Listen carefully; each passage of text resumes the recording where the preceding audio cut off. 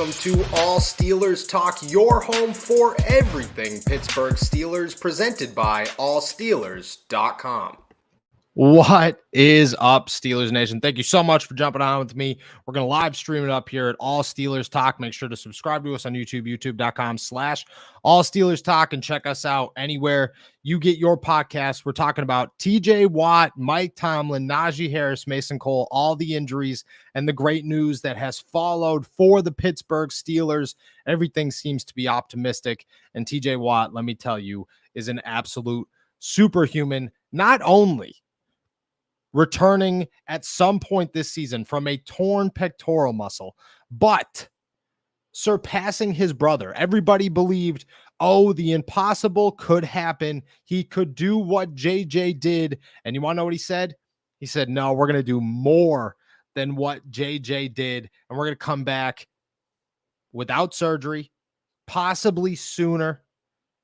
No worries whatsoever. I mean, superhuman is the only word to describe what TJ Watt is and what he's about to do for the Pittsburgh Steelers. So let's dive into everything. As always, on these live streams, I'm going to jump on here about a half hour. Send me all of your questions. I'm going to answer pretty much every single one of them and try to get through here and connect with you guys as much as I possibly can. As always, like this video, share it, and subscribe to our YouTube page, youtube.com/All Steelers Talk. So Mike Tomlin, after a wild couple of days, has come out today, I sat 2 rows back from him and said he's encouraged from what he's heard about TJ Watt and the multiple opinions that the team, the outside linebacker, have gotten from different doctors about whether or not he needs surgery or can just opt to rehab it. According to NFL Network's Ian Rappaport, Watt actually tore the muscle but did not touch the tendon. Therefore, he does not require surgery. He can come back in roughly 6 weeks with some rehab. Huge news. And then afterwards, which I kind of saw this coming, that they wouldn't have an exact answer, but then we would get an exact answer later. TJ tweets this out, and you got to love it. He is the Terminator. I don't think that is going to impact, or that is up for question. I think that is who TJ Watt is, who he's been. I mean, I saw him yesterday in the locker room and there were smiles on his face. Like, you see injured guys sometimes who just look gloomy and they're just like, man, like, I'm so upset because I can no longer play football this season.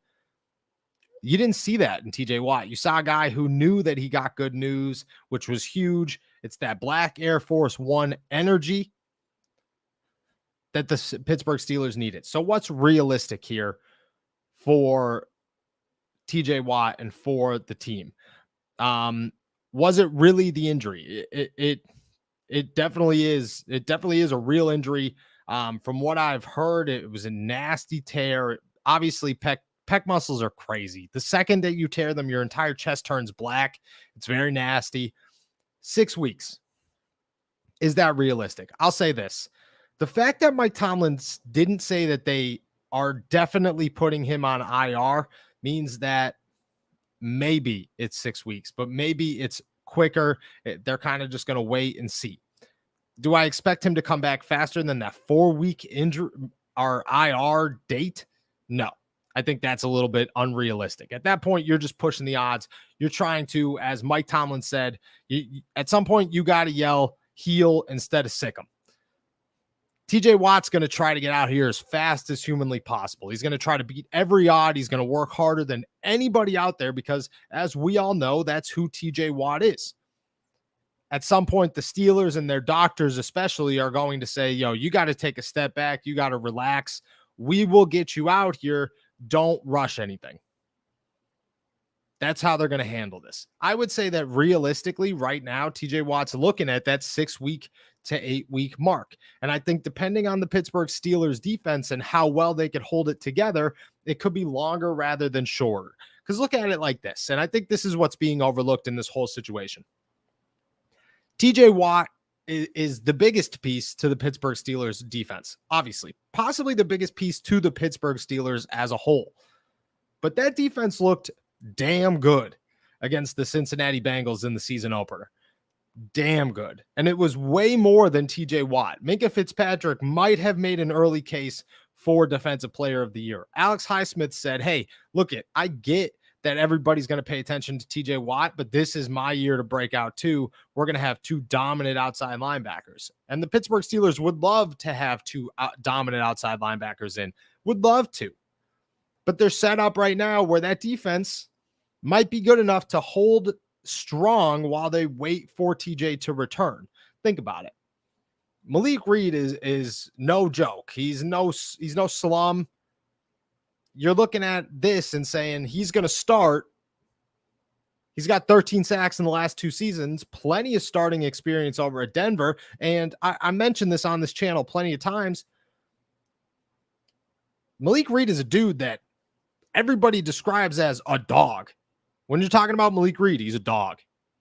He knows how to work well. And he's an undersized guy who's definitely not as big as Highsmith and TJ Watt, who seems to work leverage better than anybody. And I think that's going to impact his ability to immediately step in. It's that he understands how to utilize his size and how to play his game.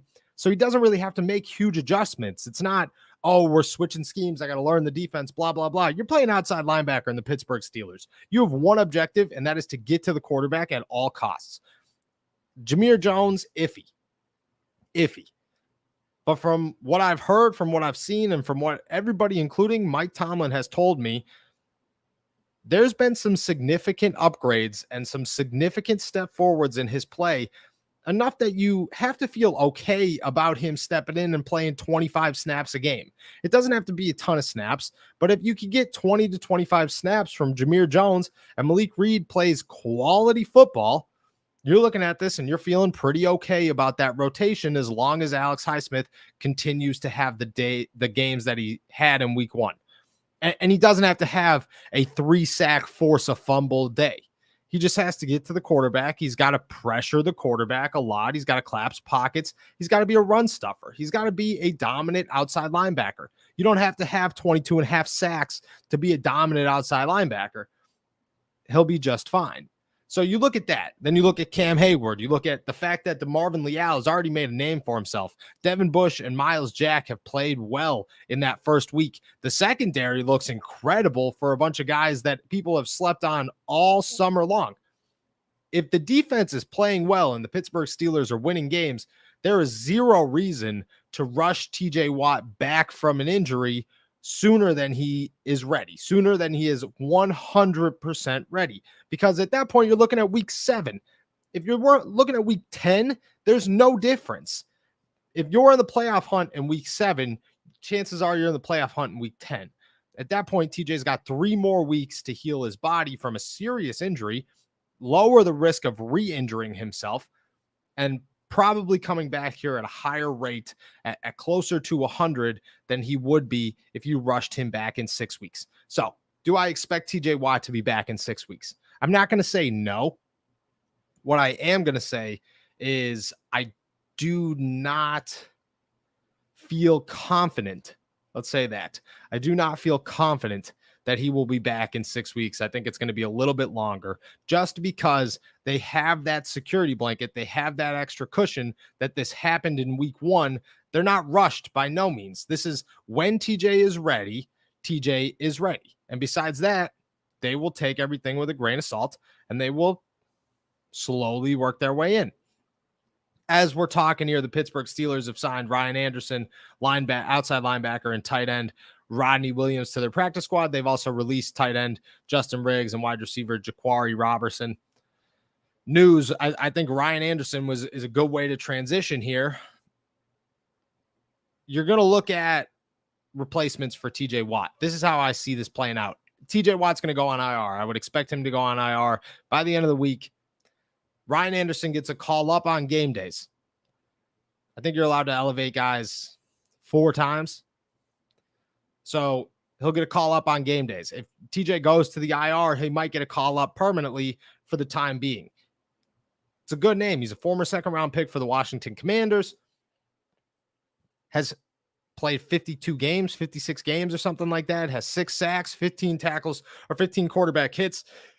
he's got a resume. The problem is he dipped out. He faded out very quickly. Last year he played for the New York Giants, but was suspended the first 6 games of the season. Once he got back, 2 days later, he was released. Has not played since. That's a worry. At that point, you're looking at this guy going, I don't know what you can provide because you haven't provided anything to a football team in over a season. He could be a guy to come in here. He's going to be the 4th outside linebacker. That's not a big deal. 4th outside linebacker, primarily plays special teams. You just have to go in there for maybe a handful of snaps on defense. But for the most part, you are punt and kick coverage, and you better be damn good at it because that's what the Pittsburgh Steelers like their 4th outside linebacker to do. I think that they have the rotation to not rush anything. But I think the bigger news here is the fact that TJ Watt has confirmed that he's going to come back at some point, and that is huge news for the Pittsburgh Steelers. On the other front, Najee Harris, Mason Cole, which was a surprise pop-up, and then Levi Wallace not being mentioned, huge. There were 2 injuries that concerned me leaving that game outside of Najee Harris and TJ Watt, and that was Levi Wallace and DeMarvin Leal. Both of them lower body injuries. Levi was dealing with an ankle. DeMarvin was dealing with a knee. DeMarvin had a nice pack on in the locker room after the game. I asked him. He said he was good. Levi Wallace dealing with an ankle. He was mentioned by Mike Tomlin after the game. Was not mentioned by Mike Tomlin during his Tuesday press conference. Huge news because Levi had a good game and the Pittsburgh Steelers 3-man rotation at cornerback played excellent against possibly the best wide receiver trio in the NFL. Mason Cole returned to the game with an ankle injury, finished it out, was not expecting to hear his name called, but Mike Tomlin seems very hopeful and very optimistic, and at the same time, very realistic that it's just going to impact his practice availability, but then he will be fine come Sunday. Huge news for the Steelers' offensive line. Then there's Najee Harris. I'd say a bigger question mark than people want to say. He avoided major injury. Looks like an ankle. He was seen in a walking boot after the game. I have not seen him in a walking boot since. I've been at the facility for 2 days. He was not in a walking boot either day. Mike Tomlin says that it's not a re-aggravation of his Liz Frank sprain, which is good news. The bad news is that he's optimistic that he'll play, but he said that he is going to be realistic and that Najee needs to practice. I think that's the big if, is Najee definitely going to practice? I don't know. I think tomorrow is a big indicator, but I think Thursday's the biggest one. If Najee Harris doesn't practice tomorrow, you're just looking at it and going, okay, well, he's got to get a lot of rehab. They're going to give him a rest day. If he doesn't practice Thursday, I would not expect Najee Harris to play or at least play an entire game against New England in week 2. He might suit up, but the Steelers have a hardcore policy of you got to practice at least one full day to get into a game. And if you miss Wednesday and Thursday with an ankle injury or a foot injury, it's very hard to say you're going to have a full day's worth of practice on Friday and then be ready to go as a player who plays a position that you have to be explosive at all times. Tough to say. I would say rest them. And I'm not saying that that's their best option. I'm just saying that that's a realistic option, which would leave you with Jaylen Warren as the starter. This is how I see this playing out. And I don't think a lot of people are going to agree with me, but this is how it's going to work. I would say Jaylen Warren starts, and he's going to be that first guy. He's going to get the most touches. Nobody wants to hear this, but Benny Snell Jr. is going to play a lot of football. He's going to play a lot of football on Sunday. He's going to be there a lot during the passing game. He's going to be there a lot during pass protection. You are going to see a boatload of Benny Snell Jr. Jalen's going to get the opportunity to be that guy, no doubt. But you want a veteran out there, and Benny's a veteran. At the same time, if Najee doesn't play, Anthony McFarland's going to get called up, and that's an opportunity for him to say, hey, maybe I should have been involved in this offense. Maybe I should have been involved at some point more in the summer to let me actually have an opportunity to show you that Matt Canada's offense that I keep putting in quotations is built exactly for me. So I think that's a good opportunity for both of them. But I would say Warren's going to get the shot. He's going to get the opportunity to be the number one. He's going to get the opportunity to start. but Benny Snell Jr. is going to play a lot more than people expect. And he did have some great special teams tackles. Benny is a very valuable football player. He is so overlooked at how good of a football player he is. He's not a great running back. I take that back. He's not a great runner. He doesn't have the explosion. But honestly, if you were in a situation, if he was in Miami, if he was in Kansas City, a team where you need a power back who could pass protect and catch the football and play good special teams, I mean, he's the perfect guy. The problem is that he's essentially a slower Najee Harris, and you're not going to take Najee Harris out to put in a slower Najee Harris. That's just not how that's going to work. All right, we're going to talk about Mitch Trubisky. I'm going to hammer the Mason Rudolph to the Cowboys talk and toss me all your questions. I'm going to jump on here for about another 15 minutes. So please toss me all of your questions about the Pittsburgh Steelers as we approach Wednesday. But first, we got a word from our boys over at Manscaped. Football is back, baby. We are back to seeing Mahomes sling beautiful balls all over the field, and your friends at Manscaped are here to help you sling your beautiful balls all season long. With Manscaped's state-of-the-art technology, we'll have your weapon looking more loaded than the AFC West. Football may be rough, but your ball care doesn't have to be with Manscaped. Join the 6 million men worldwide who trust Manscaped by going to manscaped.com for 20% off plus free shipping with our code STEELERS20. Meet the best valued bundle yet for the Manscaped's Pocket Rockets, the Platinum Package. At quarterback, the Lawnmower 4.0 trimmer, a wily vet who makes sure the unit is running smooth and scoring nonstop. With proprietary advanced skin-safe technology, the lawnmower limits mistakes and protects the ball. Plus, it's waterproof, so the weather conditions are no issue. At running back, the Weed Whacker ear and nose hair trimmer, built to bust through all the right holes. A hairless nostril just helps keep a nose for the end zone. On the offensive line, we have our unsung heroes, the Crop Preserver Ball Deodorant and the Crop Reviver Ball Toner, the Trent Williams and Corey Lindsley of Sack Protection, standing strong to keep your boys fresh and clean through all 4 quarters. At wideout, the cleanest duo in the NFL, the Ultra Premium Body Wash and Ultra Premium 2-in-1 Shampoo and Conditioner. With their rugged scent, they attract both the ball and all the ladies in the crowd. Plus, these two leave your skin and scalp feeling hydrated.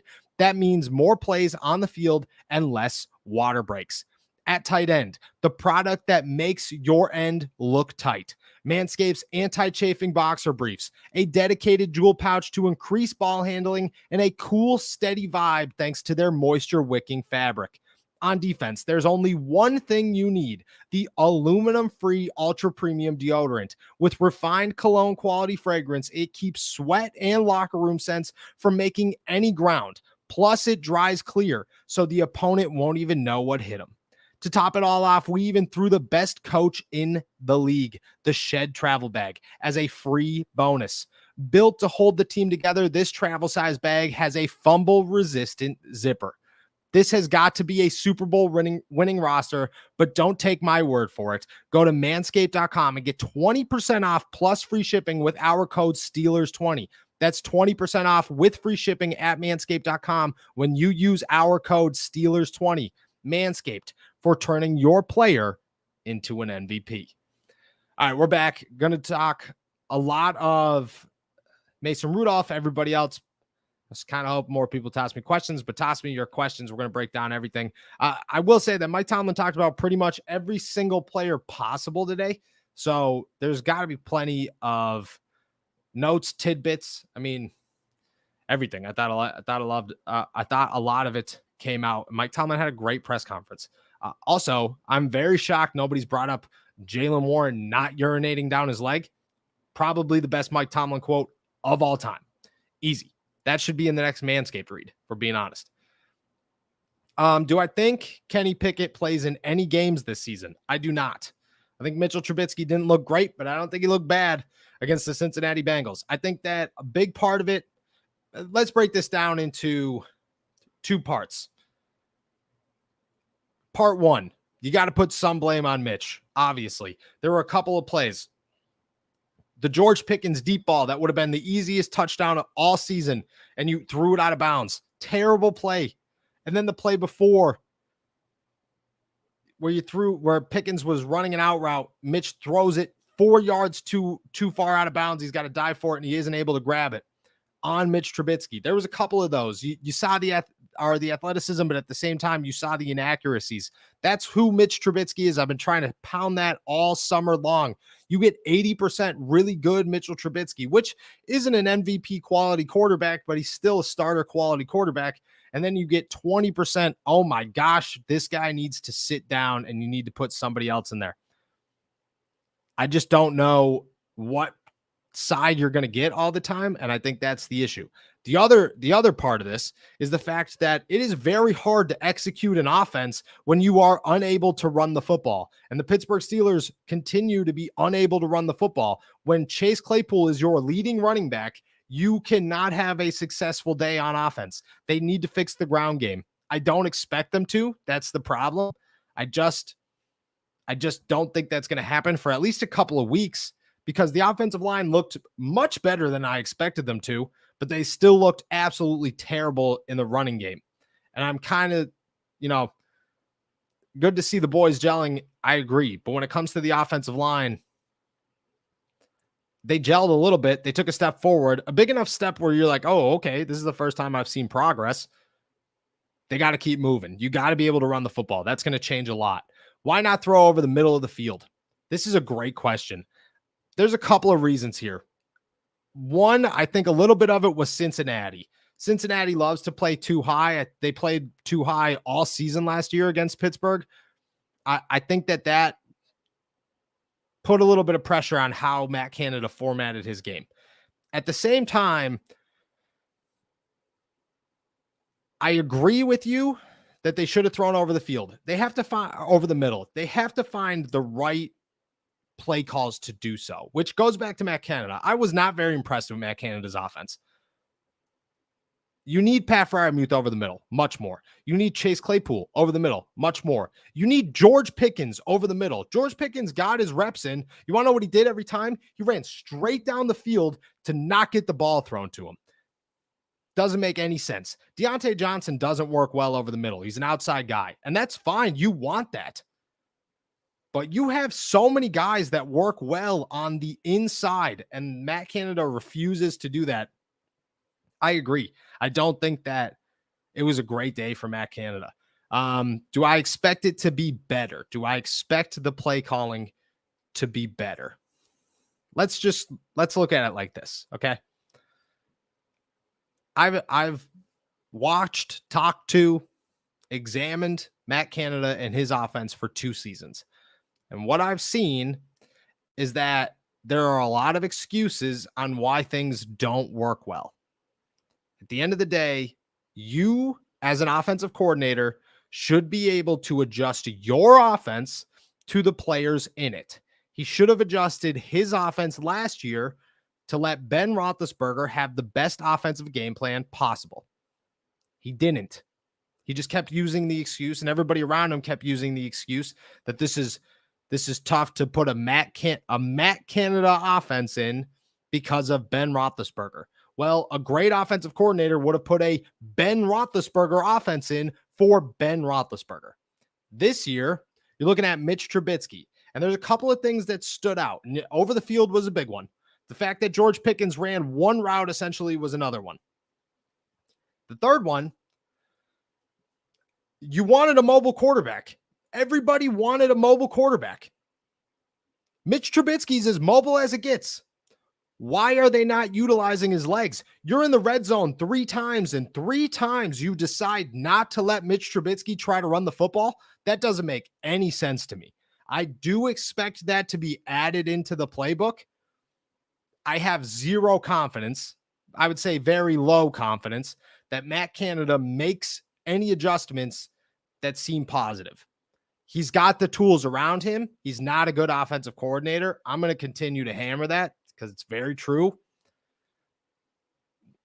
So I don't know. I wish I had a good answer for you. I wish I had a yes or no.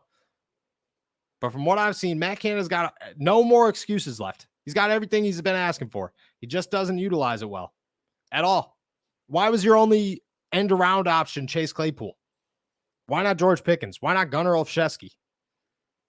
Why not Najee in the slot? Why is it just Chase Claypool? How in your bag of tricks is there a double reverse flea flicker, but there is not a quarterback option?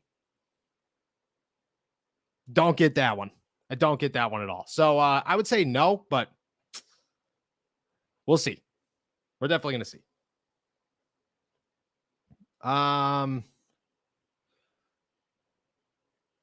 No pump fakes. I agree. You know, all the rollouts, I will say that they did a good job. And I don't know if this was Matt Canada or I don't know if this was Mitchell Trubisky. I would imagine it's a little bit of both, where they definitely moved the pocket quick enough to where Cincinnati's edge rushers didn't really have the ability to make plays. And I thought that was very good on both sides, is they understood that they needed to move the pocket because their offensive line was struggling, and they did that well. So I will give them credit there. I agree that, or I will give them the benefit of the doubt that they moved the pocket and they avoided pressure. And I thought that was exactly what you need to do when you have a mobile quarterback. But run the football in the red zone. Run the football. It makes no sense. I don't know. I think week 1 was all about quarterbacks not getting the opportunity, because if anybody watched Sunday Night Football last night or Monday Night Football last night, you were just as disappointed, because I know half of you put the money line on Denver that Russell Wilson didn't get an opportunity to cook. What other questions we got here?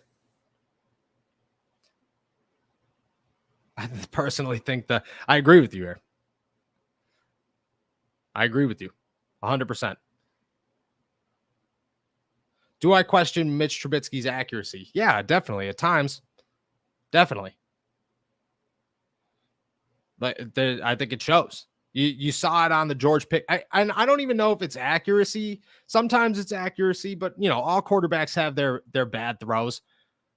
Other times, I think it's just his inability to process a play quick enough, where he gets the snap. And again, I'm going to reference the George Pickens deep ball.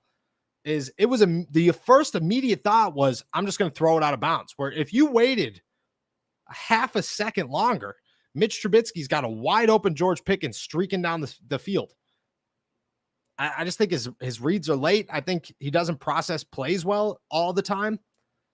I mean, that's a veteran thing. He should be able to do that. But at the same time, we all know that Mitch Trubisky's he's a veteran, but his ceiling is not huge. You know, like you're not looking at this guy like this guy's going to go win MVP. That's why, you know, that's why everybody's still kind of betting on Kenny Pickett to get in there. When will Kenny start? Kenny won't start as of right now. Now it's week 1, and that's the thing is, you know, it's week 1, and the Steelers are 1-0. There's no need for Kenny to even have the conversation of starting. It's Mitch's job, and it's going to remain Mitch's job, and that's how they should handle this. Don't change something that's not broken. The offense didn't play well, but the Steelers still came out with a W.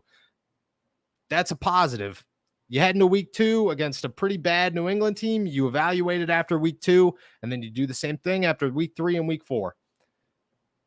Do you think it's too early to panic? I don't know what we're panicking about, because the Steelers are 1-0, and I think that's as good as you're going to get. Steelers are 1-0. I've been saying this for a long time. A long, long time.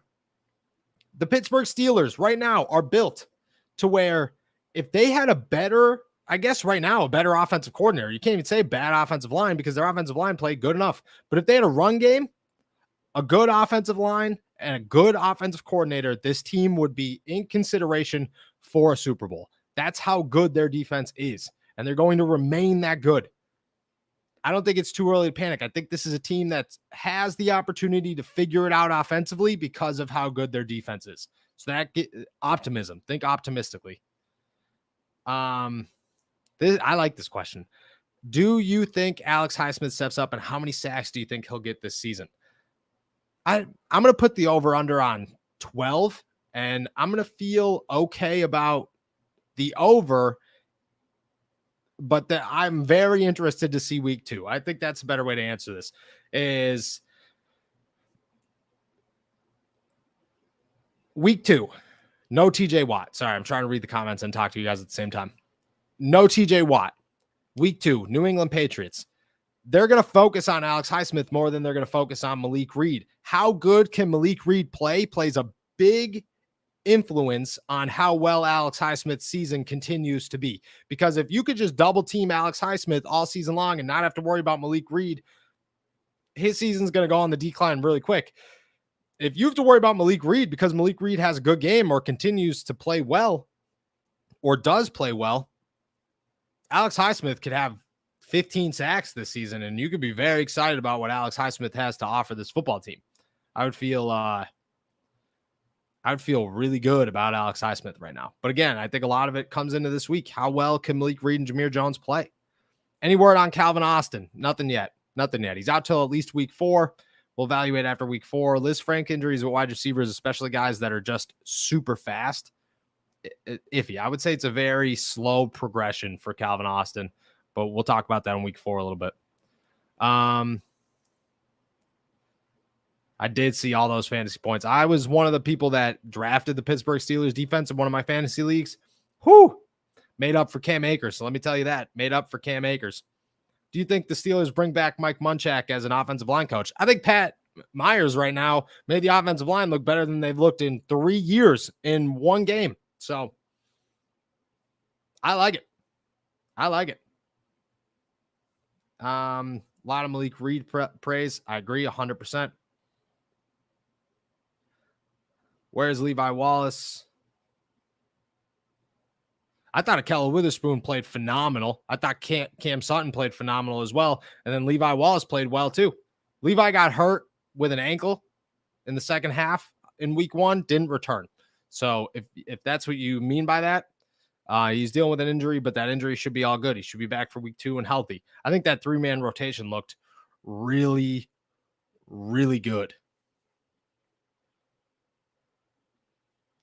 Cam Hayward should be salivating, but the thing is that he should be because of the pieces around him. I was shocked to see Isaiah Loudermilk knocking a helmet, and then the game started and DeMarvin Leal looked good. And I was like, this is going to be a dangerous defensive line this season, a dangerous defensive line. And I'd feel very, very good about it. Very, very, very good about it. The inside linebacker play, I thought the inside linebacker play looked really, I mean, Devin Bush looked good. Borderline, very good by Devin Bush. Miles Jack is who Miles Jack is. I had no worries about Miles Jack. I think those two, they impressed me. They definitely impressed me and should make everybody feel really good moving forward about the inside linebacker play. There was no obvious misses in the run game, the whole 9. I was very impressed by Devin Bush. I saw a good game coming from Miles Jack. It would be hilarious if Alex Highsmith broke the sack record, and awesome. The question is if he broke the sack record, do you sign him and then just say we just won't sign anybody else for the next 5 years and our team will just slowly deteriorate, but we'll have the best offensive linebackers in all of football? Yeah. Here's my thing. If I had to make a bet, okay, last year I won a couple $100. I felt real good about it because I was sitting at a bar and the bartender convinced me. Well, I wouldn't say the bartender convinced me. We mutually convinced each other to place bets on TJ Watt winning Defensive Player of the Year right before the season started. I would do the same thing with Minka right now. If somebody was sitting there thinking, I'm going to place a real ballsy bet, Minka Fitzpatrick is my vote for Defensive Player of the Year. Easy. Matt Canada is horrible, going to remain horrible. We talked a lot about that, so definitely go back, check that out, because you're just not going to win football games you're going to win football games because of this defense. You're not going to develop guys. Like Deontay is wasting away. You saw that one-handed catch. Imagine what Deontay Johnson could do if he had an offense that worked. He's never had an offense that worked. George Pickens did nothing. Imagine what George Pickens can do. We've seen it. Chase Claypool was impressive, but he should be the 3rd best playmaker in that wide receiver group. Pat Freiermuth, impressive. Imagine what they could do. Imagine what they can do. We talked on this one too. They already did sign him to the practice squad. The team announced it half hour ago. Released 2 guys. I mean, he didn't work out in Washington, so it's iffy, but it's good depth. The fact that he hasn't played in a year makes me nervous. Makes me a little bit nervous. I think we touched on everything. All right, I'm going to say this. Couple of can we sign a petition to fire Matt Canada? You get that started. You drop the link in here. We'll be back tomorrow. Me and Steven tomorrow morning. So I'm going to leave it with here. TJ Watt, I would expect him to be back after 6 weeks. I don't get your hopes up that it's going to be 6 weeks, because I expect the Pittsburgh Steelers to keep winning games. Their season schedule is favorable. Their defense is just disgustingly good, even without him. And I don't know what the offense is going to look like, but you have to imagine that they improve slowly and surely.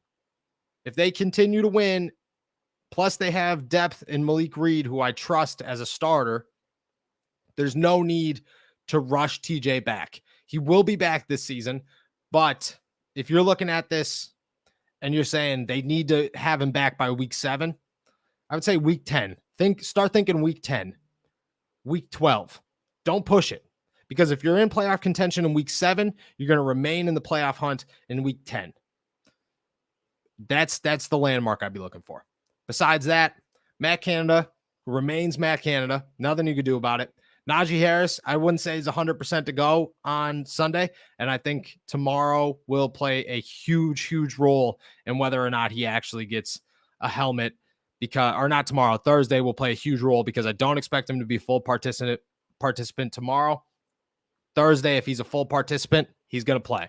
If he doesn't practice at all through Thursday, I would be a little bit nervous. Feel good about it. Want to make sure I didn't miss anything. We're good. All right. Thank you, everybody, for jumping on to the live stream. I appreciate you guys. Make sure to go use the promo code at manscaped.com for 20% off plus free shipping. As always, please go subscribe to the YouTube page, youtube.com/allsteelerstalk, and like this video. We'll be back tomorrow. I'll be back with Steven in the morning, and then plenty of practice updates coming your way throughout the day. Enjoy the rest of your day. Peace.